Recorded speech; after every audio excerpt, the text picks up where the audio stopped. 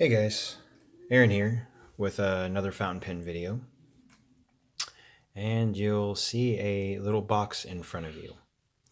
And this box is the Delike, as you can tell. And we're going to open this up and reveal the pen. Take the little sleeve off. It's a little cardboard box. Nothing special about it, but you know what? For the price I paid, it's kind of neat to have a little bit of packaging, I guess. And then there's the pen. And I must say that this is an attractive little pen that's got a lot, going for it. So this pen is the Delike Submarine fountain pen. And I paid about $20 for this pen, plus about $4 for shipping, so $24 altogether. And to me, I got a pretty nice little pen. So taking the pen out, tossing that over there, you'll see that it's made out of this really attractive resin color. And I must say that the resin does look really nice. Kind of see it show off a little bit on that black surface. And I keep getting amazed at how far Chinese pens have come. See how it looks in that lighting. So when you look at this pen, it is a little bit understated as far as it you notice it doesn't have a clip. It does have this interesting little protrusion on the cap though. And this obviously works very well as a way to grip the cap as you're unscrewing it, as well as a roll stop on your desk, of course.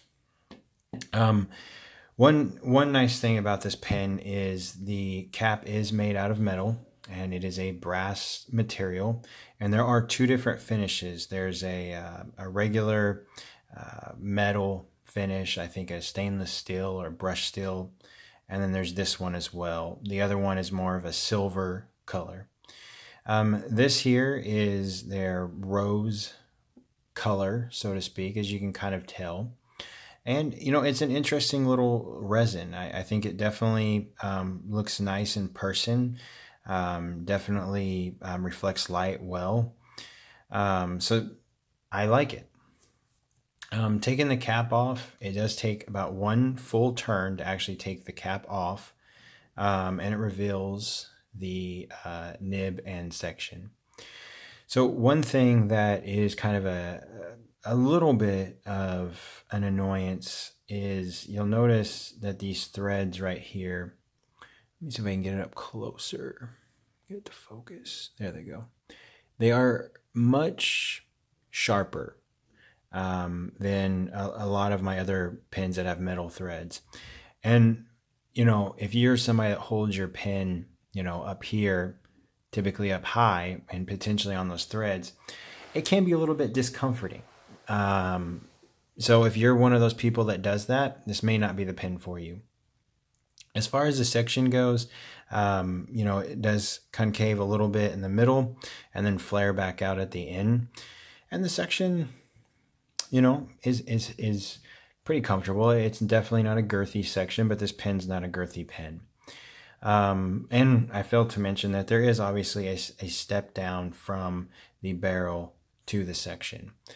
Other than showing off the barrel, there's really nothing else to really look at. There's nothing on the finial here. Again, there's no barrel rings or anything like that. It's just the material. As far as the nib, if you've owned a Delike pen, there's nothing really special about the nib. Not a lot of, scroll work on there. It just simply says Delike super quality. That is it. And, the pen, it works. It says it's an extra fine nib. And I would probably tend to agree with that. The feed is just a regular plastic feed. It's friction fit. Taking off the barrel, you do have a standard international converter.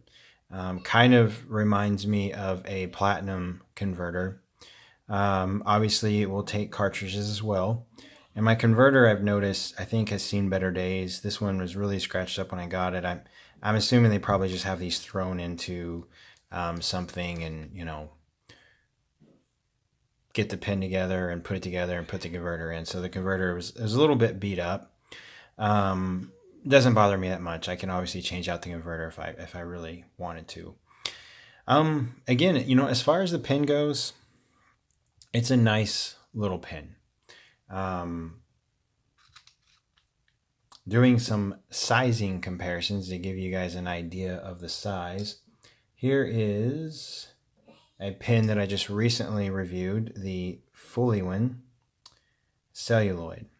You'll notice the size on that, as well as I'll do a platinum 3776. And you'll notice that it's about the same size. Obviously not as much as far as girth. It's actually a little bit shorter. So this is not a large pin. And, this is not a pin either because of the cap, the way it is, that you can post. For me, I don't have super large hands. It fits okay in the hand. But if you try to post this pin, it does not really post deeply or securely, and the cap will fall off. Plus, it does not weight well. Again, this is a metal cap. It's very back heavy when you do that. So definitely not a pin that you would ideally want to post. Really, that's about it. Again, for me, this pin, I like a lot of things about it. I like the price, number one. I like the material. I'm not a big fan of metal sections, but I don't mind this one. Some things I don't like about it, the threads. The threads can be a little bit annoying. They are very sharp, and I do notice them, especially after I've written for more than a couple minutes with a pen. And then the last thing would just be the nib. The nib's fine, it writes, it just doesn't really do anything for me. It's not a very wet writer, not extremely dry, but it's just very basic and plain. It's one thing I like about some of the Pen BBS nibs. Those are a bent nib. And one thing that I will say, at least the auction that I got this pen from did state in the auction that the nib was a bent nib. And that's my fault for not reading the item description and just assuming that I was getting a bent nib, when in actuality it was on one of the other pen colors. One thing I will say, I'm happy I have this pen in my collection. I don't regret buying it. And they are selling out very fast, at least on eBay. I'm sure they're being sold on other websites such as Etsy. But if this is a pen that you've been thinking about getting or interested in, pick one up. It's not a super big investment, and I think it's worth it. It's a pretty pen to have in your collection, but they are selling out fast. There are several of them that I was looking at that were already out of stock. This maybe would not have been my first primary color choice, but it's the one I went with because it was the one that was available. Up next, guys, I will be doing a writing sample. Until then, I'll see you in a moment. All right, guys, I am back and ready to write. So as I said before, this is the Delike Submarine fountain pen.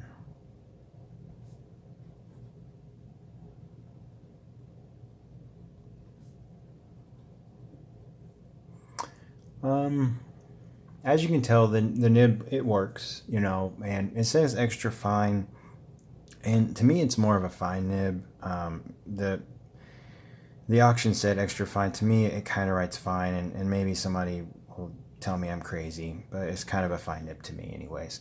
The ink that I'm using is Waterman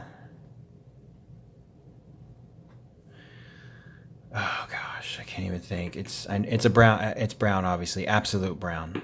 I don't know why I can't think of what ink I have.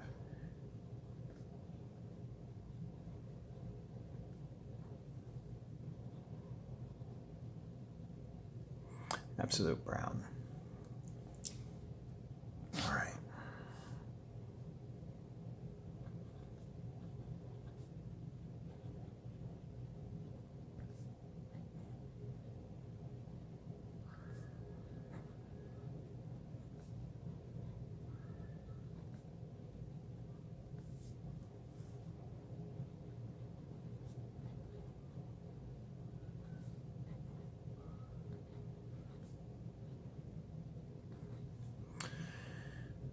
So there you go, guys.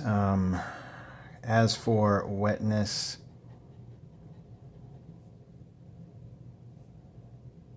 not too bad. And Waterman ink's such a well-behaved ink. It's a good ink to try out, or at least I like to try out in new pens. As far as line variation, here's absolutely no pressure. There's a slight amount of pressure. Do a little bit more. It's not a pen. I mean, I really had to press down to get, that bit of line pressure. So it's definitely not a pen that I'm going to be going out and trying to do some type of special writing. Not a flex nib. As I said, the nib doesn't do a ton for me, but it does its job. It writes fine. Again, if you're wanting a pen around 20 bucks, that is attractive little pen, this might be the pen for you. Well, guys, until next time, I've got 100 other pens to review, and I've got more in the mail coming. But until next time, you guys have a wonderful day. Please give me a thumbs up, please, and subscribe for more pen videos. And give me any suggestions. I'm open to any type of constructive criticism on future pen videos, as well as some pens you guys might want to see. I might already have them in my collection, or it might be a pen that I'm maybe planning on buying at some point. Hope you guys have a wonderful week next week, and I'll see you guys later.